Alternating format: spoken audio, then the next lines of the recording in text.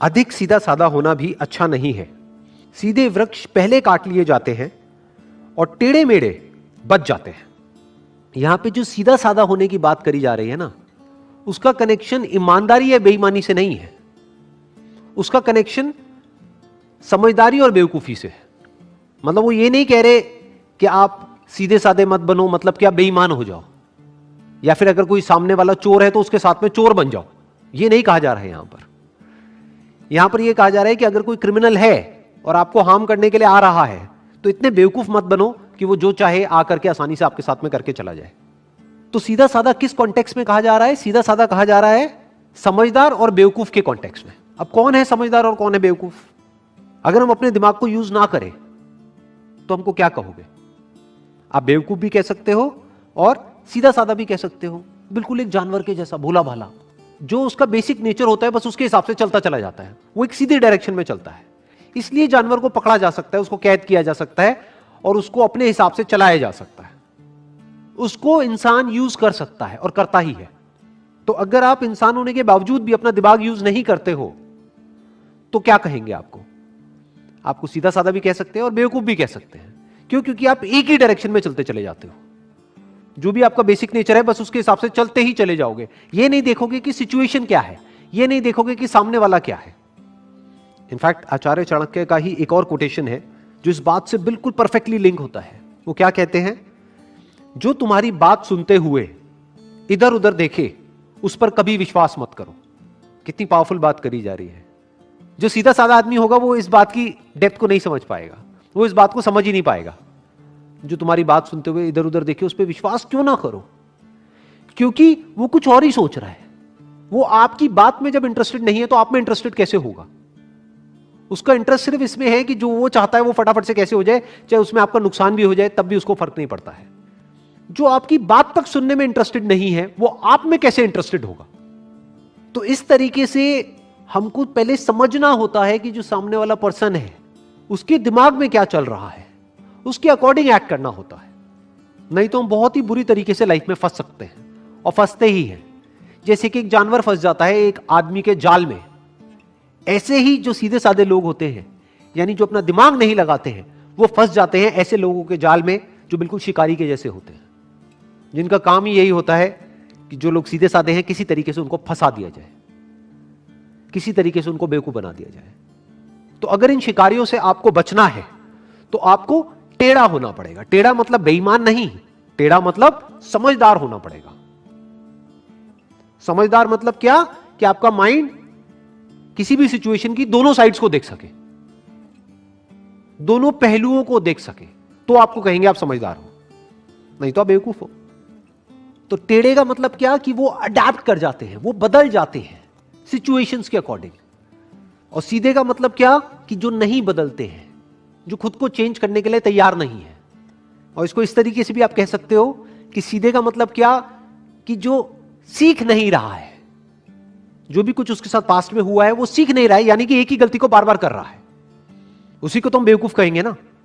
गलती करना मतलब बेवकूफी नहीं, एक ही गलती को बार बार बार बार बार बार करते रहना वो बेवकूफी है। और समझदार किसको कहेंगे? जो ना सिर्फ अपनी गलतियों से सीखे बल्कि दूसरों की गलतियों से भी सीख जाए, वो समझदार है।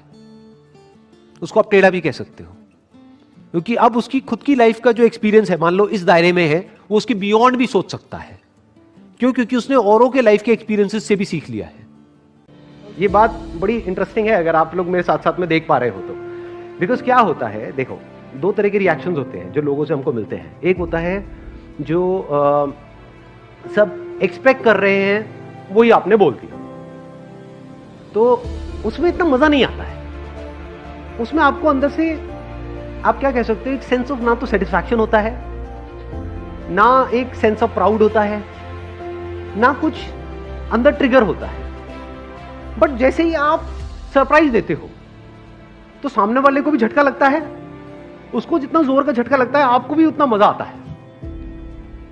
ये चीज रोज मेरे साथ में होती है, डेली ऑलमोस्ट। बहुत सारे लोगों को यही नहीं पता, मैं आपको अपना एग्जांपल देता हूं, बहुत सारे लोगों को यही नहीं पता है, मैं इनफैक्ट जो भी बोलता हूं उनको झटका लगता है और इसी में मुझे मजा आता है कि कुछ ऐसा हो रहा है जो कोई सपने में भी नहीं सोच सकता। जो वो सोच रहे होते हैं उसका एग्जैक्ट ऑपोजिट होता है जो मैं कर रहा हूं। जैसे कोई मेरे को मिलता है, थोड़ा बहुत मेरे बारे में उसको पता है, तो वो क्या कहेगा कि आपका ये काम बहुत बढ़िया है मोटिवेशनल स्पीकिंग का। मैं कहता हूँ मेरा ये काम नहीं है। काम नहीं है मतलब आप यही तो करते हो। मैंने कहा नहीं, वो मेरा पैशन है। तो ये जो आप कर रहे हो इसके पैसे कहां से आते हैं? ये मैं खुद फंड करता हूं।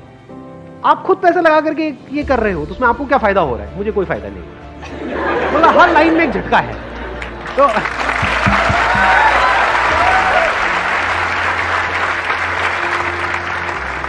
हर लेवल पे एक झटका लगता है, उसी में मजा आता है। लेकिन ये सब उनके लिए झटका है, मेरे लिए नहीं है, क्योंकि मेरे फंडे क्लियर है, मेरा अपना पर्पस क्लियर है कि मैं क्या कर रहा हूं, क्यों कर रहा हूं, वो करके एग्जैक्टली क्या होने वाला है, आने वाले 10 साल बाद क्या होने वाला है, 50 साल बाद क्या होने वाला है, 1000 साल बाद क्या होने वाला है, मैं वहां तक देख रहा हूं। तो मेरे फंडे बिल्कुल क्लियर है, आंसर्स बिल्कुल क्लियर है। कोई भी आएगा, बहुत लोग अप्रोच करते हैं, बहुत तरह तरह के, पता नहीं कहां कहां से, कि आप बोलो ना कितने पैसे लोगे। मैंने कहा तू भाई सब कुछ दे दे तब भी नहीं आऊंगा। समझे? तो मजा आता है खेल में, नहीं तो बंदा फिसल जाता है। जैसे फॉर एग्जाम्पल यहां पर आई एम श्योर कि जैसे आप लोगों से मैं पूछूंगा कि हाँ भाई ये करना चाहते हो, आप कहोगे कि नहीं मैं ये काम तो बिल्कुल भी नहीं करना चाहता। अच्छा ठीक है, 20,000 रुपये महीने का मिलेगा। नहीं मैं नहीं करना चाहता। 50,000 रुपये महीने का मिलेगा। एक मिनट सोचना पड़ेगा। लाख रुपए महीने का मिलेगा। सर करो ना, बताओ ना क्या है कि नहीं? तो वहां पर कुछ भी इंटरेस्टिंग नहीं है, बड़ा बोरिंग सा है, क्योंकि यही दुनिया एक्सपेक्ट करती है कि सबका अपना एक रेट कार्ड है, चाहे वो कितना भी बड़ा सेलिब्रिटी क्यों ना हो। पैसे दो और कुछ भी बुलवा लो, सब बिकने के लिए तैयार बैठे हैं। कचरा भी बेचने के लिए बिक रहे हैं, मैं नाम नहीं लूंगा किसी का भी। जानते हो ना ऐसे सो कॉल्ड सेलिब्रिटीज को? हाँ। अब मजा किस चीज में आता है? कुछ ऐसा करो जो कोई सपने में भी नहीं सोच सकता। कि अगर मैं अगर नाम नहीं लूंगा, वो सेलिब्रिटी है, वो मान लो 1 करोड़ में आ जाता है, 2 करोड़ में आ जाता है, तो भाई मेरे को 100 करोड़ देगा तब भी मैं नहीं आऊंगा। ना है तो ना है।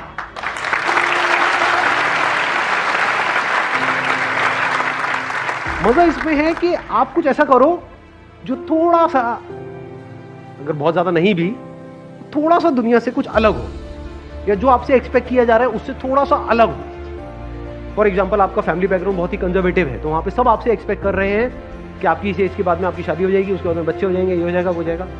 इंडिया में यही चलता है। मैं ठीक कह रहा हूँ, गलत कह रहा हूँ? इसके बावजूद भी अगर आप कुछ कर जाओ तो कुछ मजा आएगा, नहीं आएगा?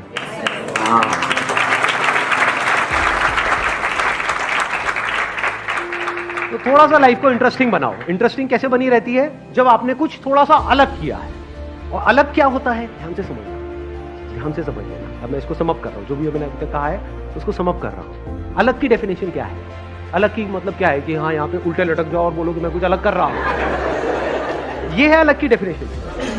व्हाट इज अलग? बेसिकली सोशल नॉर्म्स है। ये सोसाइटी कुछ नॉर्म्स बना देती है कि आपका बैकग्राउंड ये है तो आपको यही करना है।